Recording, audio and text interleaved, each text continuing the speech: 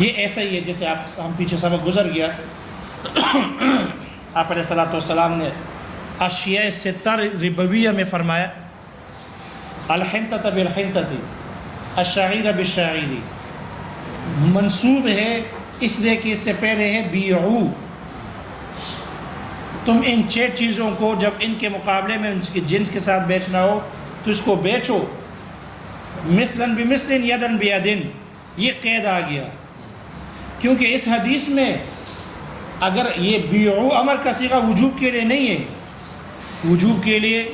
نہیں ہے، یعنی یہ مقصود نہیں ہے کہ تم گندم کو بیچو، گندم بیچنا واجب ہو جائے، سونا بیچنا واجب ہو تو پھر ٹماٹر بیچنے والا کیا کرے گا؟ کیونکہ حدیث میں تو امر کا صیغہ وجوب کے لیے لے لو گے، جس کا مطلب ہے کہ گندم بیچنا واجب ہے اور جو نہ بیچے ہے سمجھ میں؟ تو اس حدیث میں مقصود بالامر وہ یہ گندم وغیرہ بیچنا نہیں،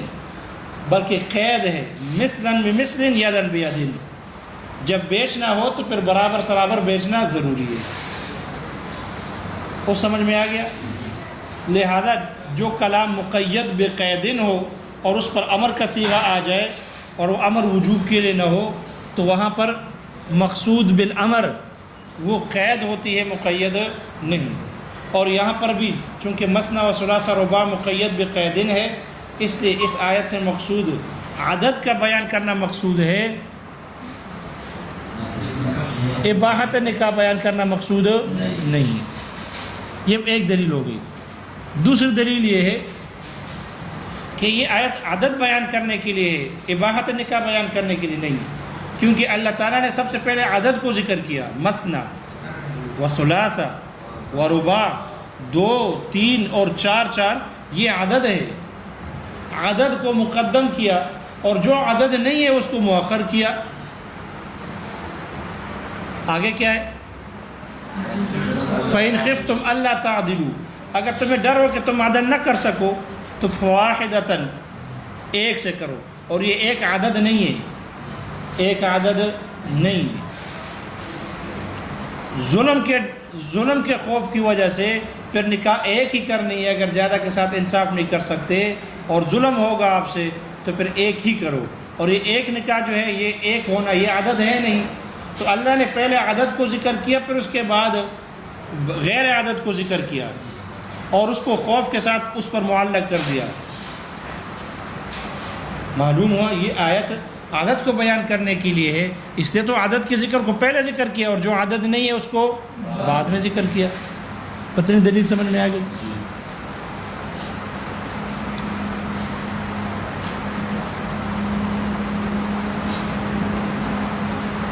تیسری دلیل یہ ہے کہ یہ آیت عدد کو بیان کرنے کی اور اباحت نکاح کے لیے نہیں ہے،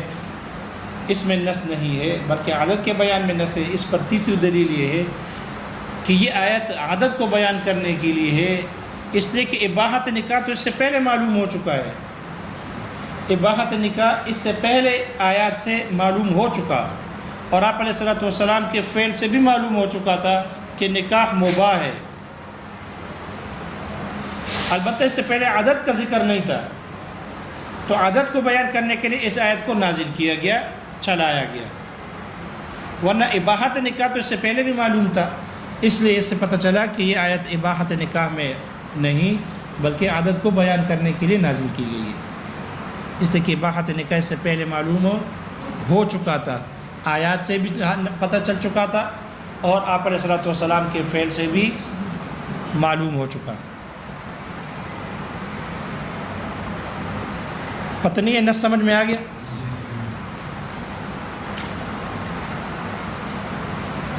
تیسرا ہے مفسر۔ مفسر فسر یفسر تفسیر سے ہے، تفسیر کا معنی کھول دینا، واضح کر دینا، منکشف ہو جانا۔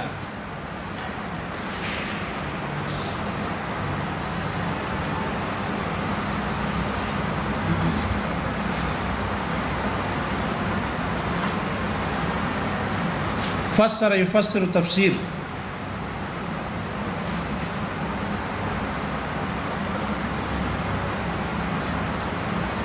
فسر اور سفر بعض کہتے ہیں، بعض حضرات نے کہا کہ جو فسرہ ہے یہ سفر سے مقلوب ہے، قلب مکانی ہوئی ہے، فا سین را فسرہ، اور سفر تو یہ فسر جو ہے یہ سفر سے مقلوب ہے، فا سین کی جگہ چلی گئی اور سین فا کی جگہ آ گئی تو فسر سے سفر، تو یہ فسرہ سفرہ سے کیا ہے؟ مقلوب ہے۔ اس لیے کہ سفر بھی کہتے ہیں کس کو؟ منکشف ہونے کو، ظاہر ہونے کو، واضح ہونے کو۔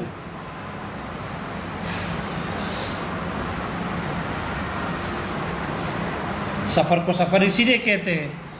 کہ اس میں بندے کے سامنے دوسرے کے اخلاق واضح ہو جاتے ہیں، دوسرے کے اخلاق اور دوسرے کے اعمال ظاہر ہو جاتے ہیں، اس لیے سفر کو سفر کہتے ہیں۔ اس لیے کہتے ہیں مسافر کو بھی لوگوں کے اخلاق اور لوگ علاقوں کے احوال معلوم ہو جاتے ہیں، اس لیے مسافر کو مسافر کہتے ہیں۔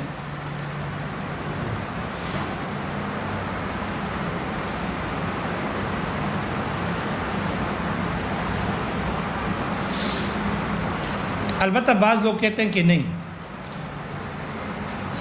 فسر اور سفر، یہ فسر اور سفر جو ہے یہ اس سے مقلوب نہیں ہے، فسرہ سفر سے مقلوب نہیں ہے، بلکہ فسرہ اور سفر یہ دونوں الگ الگ ہیں، اور دونوں کا معنی ایک ہے، منکشف ہونا، واضح ہونا، ظاہر ہونا، معنی دونوں کا ایک ہے، اور دونوں الگ الگ ہیں، دونوں ایک دوسرے سے مقلوب نہیں ہیں۔ البتہ دونوں کے منکشف ہونے میں فرق ہے، دونوں کے منکشف ہونے میں فرق ہے۔ سفر میں بھی احوال ظاہر ہوتے ہیں اور تفصیل میں بھی احوال ظاہر ہوتے ہیں، بس فرق یہ ہے کہ سفر میں جو احوال ظاہر ہوتے ہیں، منکشف ہوتے ہیں، وہ احوال ظاہرہ ہے، اور تفصیل میں جو احوال ظاہر ہوتے ہیں وہ احوال باطنہ ہے، وہ احوال باطنہ ہے۔ باقی دونوں الگ الگ ہے، دونوں الگ الگ ہیں اور معنی دونوں کا ایک ہے۔ مفسر کی تعریف کی ہے، وَهُوَ مَزْدَادَ وُضُوحًا عَلَى النَّصِّ، مفسر وہ کلام ہے، ماں سے مراد کلام بھی ہے، ماں سے مراد لفظ بھی لیا گیا، وہ لفظ ہے کہ جس کی جو وضاحت میں بڑھ گیا ہو، علی النص، نص پر، علی وجہ لا یبقى فیہ احتمال التخصیص والتعویل، اس طور پر وضاحت میں یہ نص سے بڑھ گیا ہو کہ اس میں نہ تعویل کا احتمال باقی رہے اور نہ ہی تخصیص کا احتمال باقی رہتا ہے، تعویل اور تخصیص کا احتمال اس میں باقی نہیں رہتا۔ یہ نہیں اگر وہ مفسر عام کا صیغہ ہو تو ہر عام میں تخصیص کا احتمال ہے، لہذا یہ مفسر اگر عام کا صیغہ ہے تو اس میں یہ تخصیص کا احتمال نہیں ہے، اور اگر وہ خاص ہو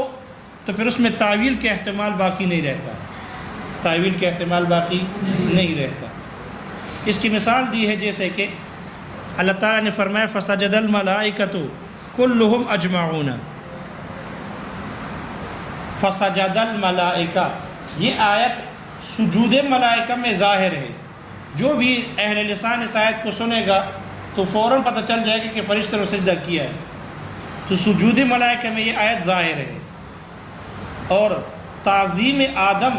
علی نبینا علیہ الصلاۃ والسلام میں یہ آیت نص ہے،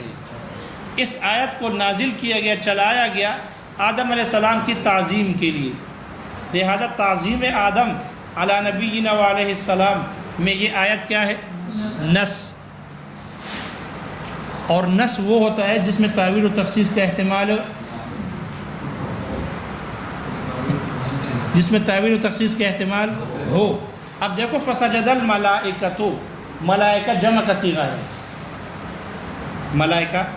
جمع کا ہے، تو جب جمع کا ہے تو عام ہے،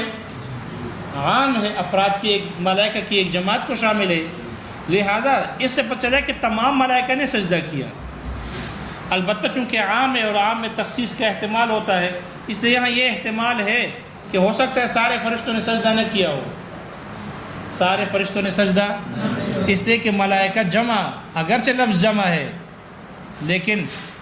ایک مرتبہ ایک جگہ پر لفظ ملائکہ جمع ذکر ہے، مراد واحد مراد ہے۔ اذ نادتہ الملائکۃ یا مریم، اذ نادتہ الملائکہ، وہاں ملائکہ کا لفظ جمع ہے اور اس سے مراد ایک فرشتہ ہے، کون؟ جبرائیل مراد ہے۔ معلوم ہوا صیغہ جمع ہو تو عام ہے، اس میں تخصیص کا احتمال ہے، اس لیے ہو سکتا ہے یہاں بھی جیسے وہاں ملائکہ جمع تھا، ایک فرشتہ مراد، تو یہاں پر بھی جمع ہے، ہو سکتا ہے چند فرشتے ہوں ایک فرشتہ ہو، تخصیص کا احتمال جی ہو سکتا ہے اس میں۔ اس لیے کلہم نے آ کر اس تخصیص کے احتمال کو کیا کر دیا؟ ختم کر دیا، کہ فرشتے سب کے سب اس میں شامل تھے، اس میں تخصیص نہ رہی، اس لیے یہ عام قطعی ہو گیا، تخصیص کے احتمال ختم ہو گیا، اس لیے تمام فرشتوں نے سجدہ کیا۔ البتہ تعویل کا احتمال ہے، اس لیے یہ احتمال ہے کہ ہو سکتا ہے فرشتوں نے سجدہ کیا ہو، ایک سب نے کیا ہے سجدہ، لیکن ہو سکتا ہے ایک نے آ کر سجدہ کیا ہو، جماعتاً نہ ہوا، جماعتاً سجدہ نہ کرنے کا احتمال ہے، اور جب احتمال آ جاتا ہے اذا جاء الاحتمال بطل الاستدلال، اس لیے جب احتمال پیدا ہو گیا تو اب یہ آیت یہ کہنا کہ یہ مفسر ہو گیا، مفسر میں تو احتمال ہوتا ہی نہیں ہے تعویل اور تخصیص کا، اور یہ احتمال آ گیا، اس لیے علیحدہ سجدہ کرنے کا جو احتمال تھا وہ اجمعون نے آ کر ختم کر دیا، اجمعون نے آ کر کہ سارے فرشتوں نے سجدہ کیا اور ایک ساتھ کیا، اکٹھے کیا، سارے فرشتوں نے سجدہ اکٹھے کیا، لہذا وہ جو انفرادی سجدہ کرنا تھا اس کی جو احتمال تھا وہ کیا ہو گیا؟ ختم ہو گیا۔ اس لیے آیت کیا ہو گئی؟ مفسر ہو گئی، کیا ہو گئی؟ مفسر، تعویل کا احتمال بھی ختم اور تخصیص کا احتمال بھی ختم ہو گیا، آیت کیا ہو گئی؟ مفسر ہو گئی۔ لیکن اس آیت کے مفسر ہونے پر اعتراض ہے، اور اعتراضات وہی ہے جو آپ نور الانوار میں پڑھ چکے ہو، کہ اس کو مفسر کی مثال میں پیش کرنا ٹھیک نہیں ہے، یہ مفسر نہیں ہے، احتمال تو اب بھی باقی ہے، احتمال تو اب بھی باقی ہے، ہو سکتا ہے بعض فرشتوں نے یہ جو سجدہ کیا ہے ٹھیک ہے سب نے کر لیا، لیکن یہ فرشتوں کا سجدہ یہ صفوں میں تھا، صفن تھا یا حلقتن تھا؟ فرشتوں کا جو سجدہ تھا سارے صف در صف کھڑے تھے یا حلقہ بنا کر کھڑے تھے اور آدم علیہ السلام کو سجدہ کیا؟ احتمال تو ہے، جب احتمال ہے تو مفسر کیسے ہو گئی؟ اعتراض سمجھ میں آ گیا؟ اس کا جواب دیا ہے کہ یہ جو احتمال ہے یہ احتمال اس کے مفسر ہونے کے منافی نہیں ہے، سب فرشتوں نے سجدہ کیا، چاہے صف در صف کیا ہو یا چاہے حلقہ بنا کر کیا ہو، اس سے آدم علیہ السلام کی تعظیم میں فرق نہیں آتا، کیونکہ یہ آیت آدم علیہ السلام کی تعظیم کے لیے نازل کی گئی ہے، تو اس میں نص ہے، اس آیت سے مقصود تعظیم آدم ہے، اور آدم علیہ السلام کی تعظیم سجدے سے ہو گئی، سب فرشتوں کے سجدے سے، چاہے صف در صف کر کے سجدہ کرے یا حلقہ بنا کر سجدہ کرے، تعظیم دونوں صورتوں میں ہو جاتی ہے۔ جب دونوں صورتوں میں تعظیم ہوتی ہے، مقصود بالآیا کے غرض کے منافی نہیں ہے، اس لیے یہ احتمال اس آیت کے مفسر ہونے کے منافی نہیں۔ اور جواب سمجھ میں آ گیا؟